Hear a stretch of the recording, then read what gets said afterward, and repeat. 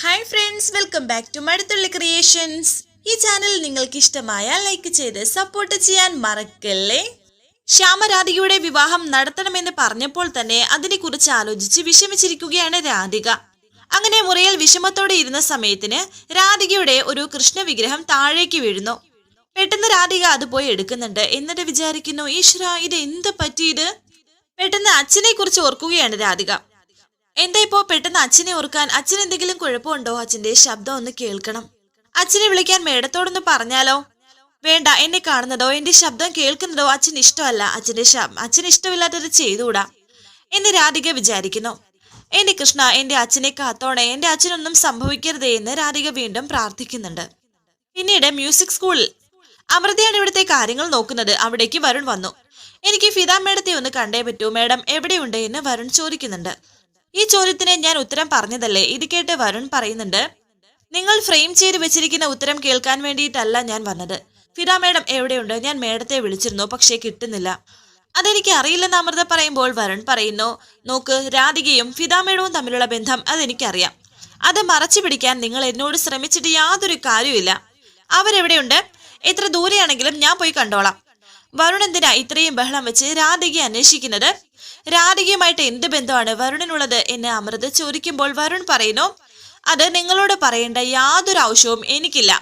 അപ്പോൾ വരുണിന് രഹസ്യങ്ങളാവാം. അപ്പോ അതെന്താ മറ്റുള്ളവർക്കായാൽ എന്ന് അമൃത ചോദിച്ചു. അപ്പോ രഹസ്യങ്ങൾ ഉണ്ട് എന്നുള്ള കാര്യം നിങ്ങൾ സമ്മതിച്ചു. നിങ്ങൾ എന്താ ധരിച്ചിരിക്കുന്നത്? ഇക്കാലത്ത് ആരെയാ കണ്ടുപിടിക്കാൻ കഴിയാത്തത് എന്നൊക്കെ പറയുമ്പോൾ അമൃത പറയുന്നുണ്ട്, എങ്കിലും കണ്ടുപിടിച്ചോളൂ, എന്നെ ബുദ്ധിമുട്ടിക്കേണ്ട. ഞാനിവിടെ ശമ്പളം വാങ്ങിക്കുന്ന ഒരു സ്റ്റാഫ് മാത്രമാണ്. ഇവിടുത്തെ കാര്യങ്ങൾ എന്തെങ്കിലും ആണ് അറിയേണ്ടതെങ്കിൽ ഞാനത് കൃത്യമായി പറഞ്ഞോളാം. വരുൺ പറയുന്നു, വേണ്ട വേണ്ട, നിങ്ങൾ തരുന്ന യാതൊരു ഇൻഫർമേഷനും എനിക്ക് ആവശ്യമില്ല. പക്ഷേ ഫിദ മേഡത്തോട് നിങ്ങൾ പറയണം, അവരെ കാണിച്ചുകൊണ്ടിരിക്കുന്നതേ ക്രൂരതയാണെന്ന്. ഒളിച്ചും മറച്ചും അവർ കൊണ്ടു നടക്കുന്ന രാധികയുണ്ടല്ലോ, അവളെ എന്നെ കാണാൻ ആഗ്രഹിക്കുന്നുണ്ടാവും. അതൊരുപാട് കാലം നിങ്ങൾക്ക് മറച്ചു പിടിക്കാൻ കഴിയില്ല. നിങ്ങൾക്ക് മാത്രമല്ല, വേറെ ആർക്കും. ഇവിടെ തങ്ങോട്ട് 24 മണിക്കൂറിനകം ഫിദ മേഡം എവിടെയുണ്ടെന്ന് ഞാൻ കണ്ടുപിടിച്ചിരിക്കും. രാധികയോട് ഞാൻ സംസാരിച്ചിരിക്കും. ഇതൊരു ചാലഞ്ചായിട്ട് എടുത്തോളൂ എന്നും വരുൺ പറഞ്ഞിട്ട് അവിടുന്ന് പോകുന്നു. ടെൻഷനോടെ പെട്ടെന്ന് തന്നെ അമൃത ഫിദയെ വിളിക്കുന്നു. എന്നാൽ വിളിച്ചിട്ടോ കിട്ടുന്നതുമില്ല. വീണ്ടും വിളിച്ചു നോക്കുന്നു. എന്നാൽ വിളിച്ചിട്ട് സ്വിച്ച് ഓഫ് ആണ് കാണിക്കുന്നത്. തുടർന്ന് ജയന്തി വഴിയിൽ കൂടി നടന്നുകൊണ്ടിരിക്കുന്ന സമയത്തായിരുന്നു ഐശ്വര്യ ജയന്തി ഫോൺ ചെയ്തത്. ജയന്തി, ആദ്യത്തെ തവണ നിനക്ക് പിഴച്ചു അല്ലേ? ജയന്തി പറയുന്നു, അതെ മേഡം, എന്താണ് സംഭവിച്ചതെന്ന് എനിക്കറിയില്ല. മേഡം തന്നത് പാലിൽ ചേർത്ത് കയ്യിലെടുത്തപ്പോ പെട്ടെന്ന്. ഐശ്വര്യ പറയുന്നു, ചെയ്യാനുള്ള മനസ്സാണ് ആദ്യം വേണ്ടത്. കൈയും മനസ്സും വിറച്ചാൽ നിനക്കത് പൂർത്തിയാക്കാൻ കഴിയില്ല. ഞാൻ എന്താ മേഡം ചെയ്യേണ്ടത് എന്ന് ജയന്തി. എനിക്കത് കാത്തിരിക്കാൻ കഴിയില്ല. ഇന്ന് തന്നെ അത് നടന്നിരിക്കണം, മനസ്സിലായോ എന്ന് ഐശ്വര്യ പറയുമ്പോൾ ജയന്തി പറയുന്നു, എനിക്കും രാമേട്ടനും ഒരു കുഴപ്പവും വരാതെ ചെയ്യാനാണ് ഞാൻ ശ്രമിക്കുന്നത്. അതിനൊരു വഴി ഞാൻ കണ്ടെത്തിയിട്ടുണ്ട്. ഇന്ന് തന്നെ ചെയ്തോളാം മേഡം. ഐശ്വര്യ പറയുന്നു, ഞാൻ പറഞ്ഞല്ലോ ജയന്തി, നിങ്ങളെയോ രാമചന്ദ്രന്റെയോ കാര്യത്തിൽ ഒരു പിഴവും സംഭവിക്കില്ല. നിങ്ങളെ ഞാൻ സംരക്ഷിക്കും. ജയന്തിക്ക് വേണ്ടതൊക്കെ ഞാൻ തരും. പറഞ്ഞത് ജയന്തി പൂർത്തിയാക്കിയാൽ മതി. ഇത് കേട്ട് ജയന്തി പറയുന്നു, ഞാൻ ഇന്ന് തന്നെ ചെയ്തോളാം മേഡം. ഇനി എന്റെ ഭാഗത്തുനിന്ന് ഒരു വീഴ്ചയും സംഭവിക്കില്ല. ശരി, ഞാൻ ജയന്തിയുടെ വിളി കാത്തിരിക്കും എന്ന് ഐശ്വര്യ പറയുന്നു. എന്നിട്ട് ഫോണും വെച്ചു. തുടർന്ന് തന്ത്രിയെ കാണിക്കുന്നു. തന്ത്രി ഇപ്പോൾ ICUവിലാണ്. പുറത്ത് പ്രിയങ്കയും യശോദയും മുത്തശ്ശിയുമുണ്ട്. പ്രിയങ്ക കാരണമാണ് തന്ത്രിക്ക് ഇതൊക്കെ സംഭവിച്ചത്. പിന്നെ മുത്തശ്ശിയും ദേഷ്യത്തോടെ ഇടയ്ക്കിടയ്ക്ക് യശോദ മുത്തശ്ശിയെയും മോളെ നോക്കുന്നുണ്ട്. ആ സമയം ഡോക്ടർ അവിടേക്ക് വന്നു. കടുത്ത മാനസിക സമ്മർദ്ദം കൊണ്ടുണ്ടായതാണ്. ആ ഷോക്ക് ഇത്രയും നേരം ഉണ്ടാവുമെന്ന് അറിയില്ല. കണ്ടീഷൻ അല്പം സീരിയസ് ആണെന്നും പറയുന്നു. എന്നിട്ട് ഡോക്ടർ അവിടെ നിന്ന് പോയി. എല്ലാവരും ടെൻഷൻ ആകുന്നുണ്ട്. പ്രിയങ്കയുടെ അരികിലേക്ക് യശോദ വന്ന് വളരെ ദേഷ്യത്തോടെ പറയുന്നുണ്ട്, മതിയായല്ലോ നിനക്ക്? ഡോക്ടർ പറഞ്ഞത് കേട്ടില്ലേ നീ? നിന്നെ വളർത്തി വലുതാക്കിയതിനുള്ള കൂലിയാണോടി ഇത് എന്നെ ചോദിക്കുമ്പോൾ പ്രിയങ്ക പറയുന്നു, അല്ല, രാധികയും വരുണിനെയും ഒന്നിപ്പിക്കുമെന്ന് പറഞ്ഞതിനുള്ള കൂലിയാണ്. എന്റെ ജീവിതത്തിൽ എന്നെ തോൽപ്പിക്കാൻ ശ്രമിച്ചവരൊക്കെ വീട് പോയിട്ടുണ്ട്. തളർന്നു വീഴുന്നത് വരെ അച്ഛൻ സംസാരിച്ചത് അമ്മ കേട്ടു നിന്നല്ലോ. അച്ഛന്റെ മനസ്സിൽ എനിക്ക് എന്തെങ്കിലും പരിഗണനയുണ്ടോ? എന്നെക്കുറിച്ച് അച്ഛന് വിലയില്ലെങ്കിൽ അച്ഛനെ കുറിച്ച് എനിക്കും വിലയില്ല, വേദനയുമില്ല. ഇപ്പൊ പോലും പ്രിയങ്ക ഒരു സങ്കടവും ഇല്ലാതെ തന്നെയാണ് സംസാരിക്കുന്നത്. നേരെ ദേഷ്യത്തോടെ തന്നെ യശോദ സുകുമാരിയുടെ അരികിലേക്ക് വന്നു. അമ്മ, ഇവള് പറഞ്ഞത് കേട്ടില്ലേ? മറ്റുള്ളവരെ ബോധിപ്പിക്കാൻ വേണ്ടി പറഞ്ഞേക്കേ. ദേവേട്ടനോട് സത്യസന്ധമായ ഇഷ്ടമുള്ളവർ മാത്രം ഇവിടെ നിന്നാ മതി. അവളോട് വീട്ടിൽ പൊയ്ക്കോളാൻ പറയും. ഞാനെങ്ങനെയാ അവളോട് പറയുന്നത് എന്ന് സുകുമാരി പറയുമ്പോൾ യശോദ പറയുന്നു, ഇത്രയും കാലം അമ്മ പറഞ്ഞത് അവള് ചെയ്തില്ലേ, അതുപോലെ പറഞ്ഞാ മതി. മകനോ പേരക്കുട്ടിയോ ആര് വേണമെങ്കിലും തമ്മി തല്ലട്ടെ, ആര് വേണമെങ്കിലും തളർന്നു വീണോട്ടെ, അമ്മയ്ക്ക് ജയം മാത്രം മതി അല്ലേ അമ്മേ? കണ്ണു തുറക്കുന്ന മനുഷ്യനോട് ഇത്തിരി കനിവ് കാണിക്കണം കേട്ടോ അമ്മേ. എത്രയൊക്കെ പറഞ്ഞിട്ടും പ്രിയങ്കയ്ക്ക് യാതൊരു കൂസലുമില്ല. ശേഷം കാണിക്കുന്നത് ശ്യാമയുടെ മടിയിൽ കിടക്കുകയാണ് രാധിക. അമ്മ മകളെ വേണ്ടുവോളം സ്നേഹിക്കുന്നു.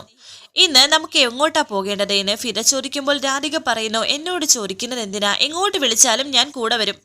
എങ്കില് നമുക്ക് വൈകുന്നേരം ഇറങ്ങാം, ഇവിടെ ഒരു ക്ഷേത്രമുണ്ട്. വൈകുന്നേരം ആ കുന്നിൻ മുകളിൽ കയറി നിന്നാലേ നല്ല രസമാണ് കാണാൻ. എനിക്ക് ഫിദ മേഡത്തിന്റെ കാര്യം അത്ഭുതമാണ്. ഈ വസ്ത്രവും ഇട്ടുകൊണ്ട് എല്ലാ ഭഗവാന്മാരുടെ കാര്യവും അറിയാം, എല്ലാ കാര്യങ്ങളും ചെയ്യുകയും ചെയ്യും. എവിടെയൊക്കെ അമ്പലമുണ്ടെന്നും ഏതൊക്കെ ദൈവങ്ങളാണെന്നും എല്ലാം അറിയാം. ഇതൊക്കെ എങ്ങനെയാ പറ്റുന്നത്? ശ്യാമ പറയുന്നു, അത് കുഞ്ഞുനാൾ മുതൽ ഞാൻ ശീലിച്ചതല്ലേ. എന്റെ കൂട്ടുകാരുടെ കൂടെ പോവാനും അവരുടെ വിശ്വാസങ്ങൾ നോക്കാനും. പിന്നെ നിന്നെ കിട്ടിയപ്പോ ഏറ്റവും വലിയ ലോകത്തിലെ ഏറ്റവും വലിയ ഭക്തയല്ലേ നീയും? അപ്പോ ഞാൻ അറിഞ്ഞാലേ പറ്റൂ എന്ന് പറയുന്ന സമയത്ത്, അങ്ങനെ സംസാരിച്ചിരിക്കുന്ന സമയത്താണ് ജയന്തി അവിടേക്ക് വന്നത്. എന്താണ് വൈകിയത് എന്ന് ചോദിക്കുമ്പോൾ ജയന്തി പറയുന്നു, ഒന്നും പറയണ്ട, നമ്മളെ ആ കുന്നുമല ക്ഷേത്രമില്ലേ, ഞാൻ അവിടെ ഒന്ന് പോയിട്ട് വരികയാണ്. ഞങ്ങളിപ്പോ ആ ക്ഷേത്രത്തെ കുറിച്ച് പറയുകയായിരുന്നു. ജയന്തി പറഞ്ഞിരുന്നെങ്കിൽ നമുക്ക് മോളെയും കൂട്ടി പോവാറുന്നല്ലോ എന്ന് ശ്യാമ പറയുന്നുണ്ട്. ഞാൻ രാധിക മോളുടെ പേരിൽ ഒരു പാൽപായസം നേർന്നിരുന്നു. രാവിലെ അത് വാങ്ങാൻ പോയതാ, വാങ്ങി വരുന്ന വഴിയാണ് എന്ന് ജയന്തി. അത് ശരി, എന്നിട്ട് ജയന്തി അത് പറയാതിരുന്നത് എന്താ എന്ന് ശ്യാമ ചോദിച്ചു. അയ്യോ മേഡം, വഴിപാട് നടത്തുന്നത് ആരോടും പറയാൻ പാടില്ല അല്ലേ രാധിക മോളെ? രാധിക മോൾക്ക് എന്തോ ആപത്തുണ്ടെന്ന് മേഡം പറഞ്ഞില്ലേ, അപ്പോൾ ഞാൻ നേർന്നതാണെന്ന് ജയന്തി. നന്നായി ജയന്തി, എനിക്ക് സന്തോഷമായി. നിങ്ങൾ എന്റെ മോളെ ഇത്രയ്ക്ക് സ്നേഹിക്കുകയും പരിഗണിക്കുകയും ചെയ്യുന്നുണ്ടല്ലോ എന്നെ ശ്യാമ പറയുമ്പോൾ ജയന്തി പറയുന്നുണ്ട്, രാധിക മോളുടെ കാര്യത്തിൽ ഞാൻ പ്രത്യേകം ശ്രദ്ധിച്ചോളാം മാഡം, അത് ഞാൻ മുന്നേ പറഞ്ഞതല്ലേ. ഞാൻ രണ്ടുപേർക്കും പൈസ എടുക്കട്ടെ എന്ന് പറയുന്നു. എടുത്തോളൂ പ്രസാദം, പെട്ടെന്ന് കഴിക്കട്ടെ, എടുത്തോണ്ട് വന്നേക്കോ എന്ന് ശ്യാമ പറയുന്നു. ആയിക്കോട്ടെ എന്ന് പറഞ്ഞ് സന്തോഷത്തോടെ ജയന്തി പായസം എടുക്കാനായി പോകുന്നു. ശ്യാമ പറയുന്നു, മോളെ, ചില നേരത്ത് നമ്മൾ നമ്മുടെ നഷ്ടങ്ങളെ കുറിച്ച് മാത്രം ചിന്തിക്കും. പക്ഷേ നമ്മുടെ മനസ്സ് നല്ലതാണെങ്കിൽ, നമ്മുടെ പ്രാർത്ഥന സത്യമാണെങ്കിൽ, നമ്മൾ അറിയാതെ തന്നെ നമുക്ക് നഷ്ടപ്പെട്ട ആളുകൾ നമ്മുടെ കൂടെ ചേർന്നുകൊണ്ടിരിക്കും. അതിന്റെ തെളിവാണ് രാമചന്ദ്രന്റെയും ജയന്തിയുടെയും ഒക്കെ സ്നേഹം. എനിക്ക് ഒരുപാട് മനസ്സിലാകുന്നുണ്ട്. ദുരിതങ്ങൾ ഒരുപാട് തരുന്നുണ്ടെങ്കിലും ദൈവം അതിനിടയ്ക്ക് നല്ലതും തരും. ശേഷം കാണിക്കുന്നത് കിച്ചണിലേക്ക് വന്നിരിക്കുകയാണ് ജയന്തി. ജയന്തിക്ക് ഒരു മനസ്സുമില്ലാതെ തന്നെയാണ് ഈ ഒരു ക്രൂരഹൃത്യം ചെയ്യാൻ പോകുന്നത്. പിന്നെ ഐശ്വര്യ ഇങ്ങനെ ഒരു ഭീഷണിയും കൂടി മുഴക്കിയത് കൊണ്ട് മാത്രമാണ് ജയന്തി അത് ചെയ്യാൻ തയ്യാറായത്. മാത്രമല്ല ഐശ്വര്യ ഒരുപാട് ഓഫർ വെക്കുകയും ചെയ്തു. അതുകൊണ്ടാണ് ജയന്തി ഇത് ചെയ്യാൻ തയ്യാറായിരിക്കുന്നത്. കൊണ്ടുവന്ന പാൽ പായസം എടുത്തു, അതൊന്ന് മിക്സ് ചെയ്ത് ഗ്ലാസ്സിലേക്ക് പകർത്തി ഒഴിക്കുകയാണ് ജയന്തി. മനസ്സോടെ ഷെൽഫ് തുറക്കുന്നു. എന്നിട്ട് അതിൽ നിന്നും ആ ബോട്ടിൽ എടുക്കുകയും ചെയ്തു. ആരെങ്കിലും വരുന്നോ എന്ന് നോക്കിയിട്ട് തന്നെയാണ് ഇതൊക്കെ ചെയ്യുന്നത്. ഒരു ടെൻഷനോടെയും പേടിയോടെയും മനസ്സോടെയും തന്നെയാണ് ജയന്തി അത് ചെയ്യാൻ തയ്യാറായത്. ആദ്യം ബോട്ടിലിന്റെ അടപ്പ് തുറന്നിട്ട് പിന്നെയും അടച്ചു വെക്കുന്നുണ്ട്, വേണ്ട എന്ന രീതിയിൽ. പിന്നെയും ഐശ്വര്യ പറഞ്ഞ വാക്കുകൾ ഒന്നുകൂടി ഓർക്കുന്നു. ഒടുവിൽ ബോട്ടിലിൽ നിന്നും ആ പോയിസൺ ഗ്ലാസ്സിലേക്ക് പകർത്തി ഒഴിച്ചു. ബോട്ടിൽ അതുപോലെ തന്നെ തിരിച്ചു വെക്കുകയും ചെയ്തു. സ്പൂൺ കൊണ്ട് അത് മിക്സ് ചെയ്യുന്നുണ്ട്. ഈ സമയം രാധിക അവിടെ ഇരുന്ന ഏതോ ഒരു ബുക്ക് എടുത്ത് വായിക്കുന്നു. ശ്യാമ തൊട്ടരികിലുണ്ടായിരുന്നു. ശ്യാമയെ വരുൺ ഫോൺ ചെയ്തു. വരുണിന്റെ കോൾ വന്നതും ശ്യാമ ഒന്ന് ടെൻഷനായി. സൈലന്റ് ചെയ്ത് അവിടെ തന്നെ വെക്കുകയാണ് ശ്യാമ. വീണ്ടും വരുൺ വിളിക്കുന്നു. ഒടുവിൽ ശ്യാമ ഫോൺ എടുത്തു.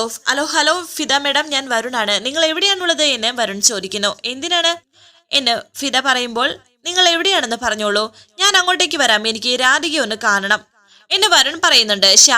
ശ്യാമ ഇപ്പോൾ രാധികയെ നോക്കുന്നു. രാധിക ശ്യാമയുടെ മുഖത്തേക്കും നോക്കുന്നുണ്ട്. എന്തായാലും ഇന്നത്തെ ദിവസം തന്നെ വരുൺ രാധികയെ കണ്ടുപിടിക്കുമെന്ന ഒരു തീരുമാനത്തിൽ തന്നെയാണ്.